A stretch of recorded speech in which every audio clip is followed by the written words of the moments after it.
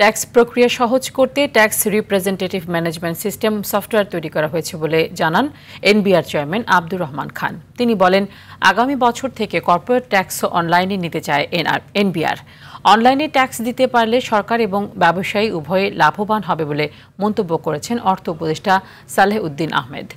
টিআরএমএস software tax রিটার্নে মাইলফলক হিসেবে কাজ করবে, এতে দুর্নীতি কমবে বলে মনে করেন তিনি। ফিজিক্যাল ফাইল থাকলে অনেক সময় খুঁজে পাওয়া যায় না, এক জায়গা থেকে আরেক জায়গায় ডিসপ্লেস হয়ে যায়। কিন্তু এখানে যেহেতু ডিজিটাল পদ্ধতিতে সবকিছু আপনার সব ক্লায়েন্টের তথ্য রেকর্ডেডটা এখানে থাকবে, আপনার জন্য একটা মস্ত বড় সুবিধা হবে। আপনারা একটু আমাদেরকে একটু মানুষের জন্য আমরা কিছু করে যেতে যাচ্ছি, প্লিজ। কারণ পরে যেই সরকার আসুক সময় লাগবে, একটু বুঝতে সময় লাগবে। সদিচ্ছার ব্যাপার আছে এখন।